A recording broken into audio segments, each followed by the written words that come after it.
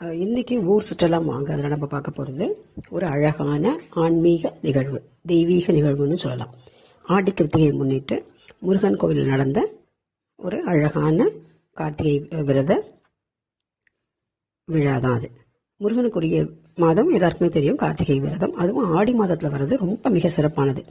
ஏன்னா முருகப்பெருமானுக்கு சக்தி வேல் தந்து அதை வெற்றி வேலாக மாற்றியவள் அன்னை ஆதிபராசக்தி. அவளுக்குரிய ஆடி மாதத்துல முருகனை வழிபடுறதால 2 பேரோட அருளும் கிடைப்பதாக ஐதீகம். இந்த கிருத்திகை விரதம் ஏன் இவ்வளவு சிறப்பாக கொண்டாடப்படுது அப்படின்னா, முருகன் பெருமானுக்கு ரொம்ப விரதம் இருந்து வழிபடணும் அப்படிங்கறதெல்லாம் ஏன் அப்படின்னு சொல்றாங்க அப்படின்னா, கிடைக்கும் வரங்கள் எல்லாமே ரொம்ப அற்புதமான வரங்களா இருக்கும் அப்படிங்கிறது தான். அதுக்கு காரணம், முருகப்பெருமான் அந்த 6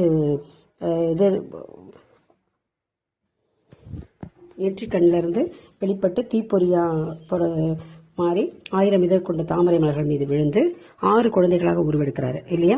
ஸோ இந்த குழந்தைகளை வளர்க்கும் பொறுப்பை கார்த்திகை பெண்கள் ஏற்று வளர்க்குறாங்க. ஸோ வளர்த்தெடுத்த அந்த கார்த்திகை பெண்களை பெருமைப்படுத்தும் விதமாக தான் இந்த கார்த்திகை நட்சத்திரத்தன்று விரதம் இருக்கிறவங்களுக்கு வேண்டிய வரங்களை முருகன் கொடுக்கிறாரு அப்படின்னு சொல்லிட்டு ஒரு ஐதீகம். ஸோ குழந்தை இல்லாதவர்கள், திருமண தடை உள்ளவர்கள், பிரச்சனை உள்ளவர்கள், வாழ்க்கையை உயர்நிலை அடைய வேண்டும் என்பவர்கள் எல்லோருமே இந்த கார்த்திகை விரதத்தை கடைபிடிச்சு அந்த விரதத்தின் மூலமாக வரம் பெறுவதாக பெரியவங்க சொல்லுவாங்க. ரொம்ப மிக சிறப்பான கிருத்திகை விரதம் தான் ஆடி கிருத்திகை.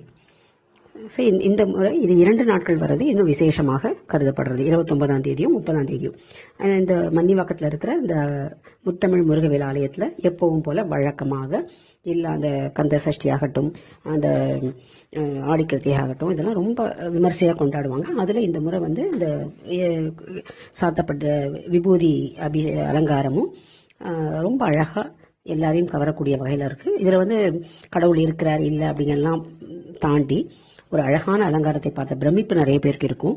அதே மாதிரி இது சனாதனம் இன்னும் வாழ்கிறது அப்படிங்கிறத காமிக்குது. அதாவது இந்த சனாதனம் அப்படிங்கிறது கடவுளை வணங்குறது மட்டும்தான், அப்புறம் ஒரு குறிப்பிட்ட கம்யூனிட்டிக்கு தான் அப்படின்னு இல்லாமல் எல்லாரையும் வாழ வைக்கக்கூடியதாக இருக்கிறது அந்த சனாதனம். அதுக்கு ஒரு என்ன எக்ஸாம்பிள் அப்படின்னா, இந்த மாதிரி விழாக்கள்லாம் நடத்தும் பொழுது அந்த கோவில்களில் கொடுக்கின்ற அன்னதானம் இல்லாதவர்களுக்கு போய் சேரும். 2வது, கடைகள் அங்கே வச்சு அதன் மூலமாக மக்கள் பயன் பெறறதும் கண்கூட பார்க்க முடியுது. இப்ப நம்ம பார்க்க போறது மன்னிவாக்கத்தில் இருக்கின்ற அருள்மிகு முத்தமிழ் முருகவேல் ஆலயம். இந்த ஆலயத்தில் ரொம்ப மிகச்சிறப்பான அந்த அலங்காரத்தை பார்த்து கண்டு கழிச்சு முருகனின் அருள் பெற வாழ்த்துகிறோம்.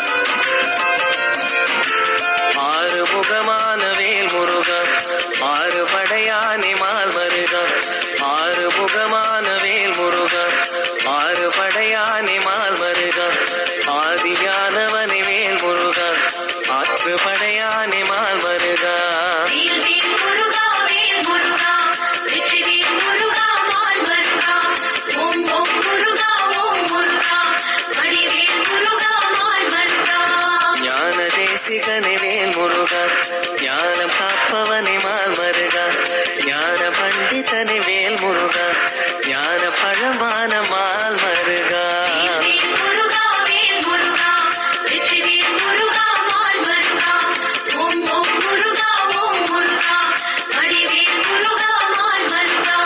கார்த்திகேயனே வேல் முருகா, காத்தருள்வாயே மால் மருகா, கார்த்திகை மைந்தா வேல் முருகா, காருண்யமூர்த்தி மால் மருகா.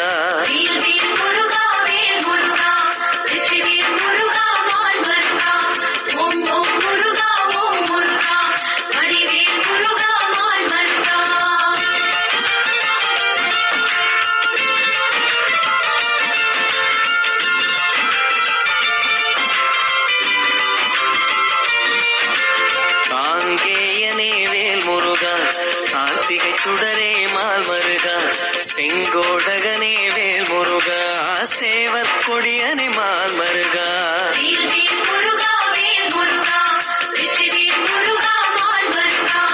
ஓம் ஓம் முருகா, ஓம் முருகா, வடிவேல் முருகா.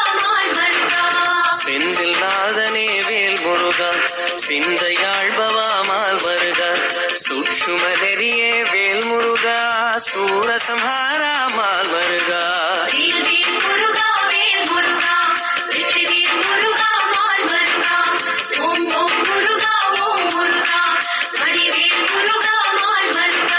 சுவாமிநாதனே வேல் முருகா, சங்கரன் மைந்தா மால் மருகா, சச்சிதானந்தா வேல் முருகா, சஷ்டி நாயகனே மால் மருகா.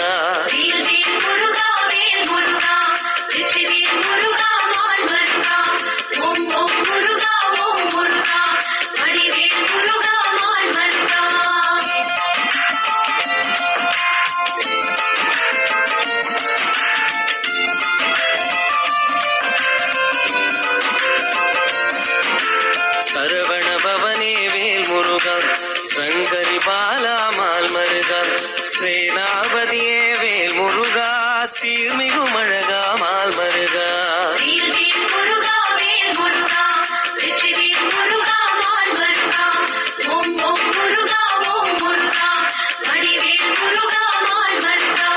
கந்த கடம்பனே வேல் முருகா, வந்த வினை தீர்க்கும் மால் மருகா, கந்தர் அனுபூதி வேல் முருகா, கங்கை திருமகனே மால் மருகா.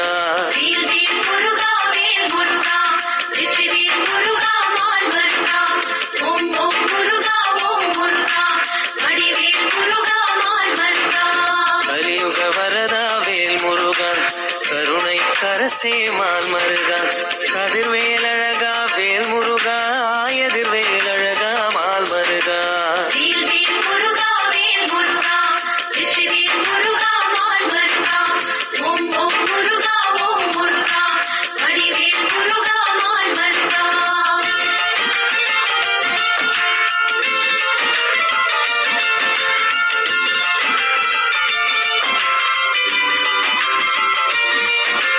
வள்ளிநாதனே வேல் முருகா, வள்ளி மலையாளும் மால் மருகா, துள்ளி மயிலேறும் வேல் முருகா, புண்ணிய சீலா மால் மருகா.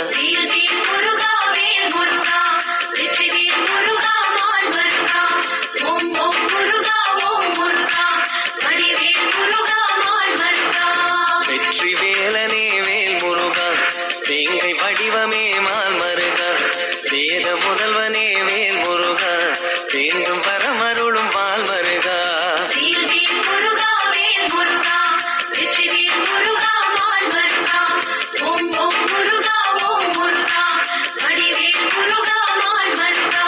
தண்டபாணியே வேல் முருகா, கண்டு கொண்டவா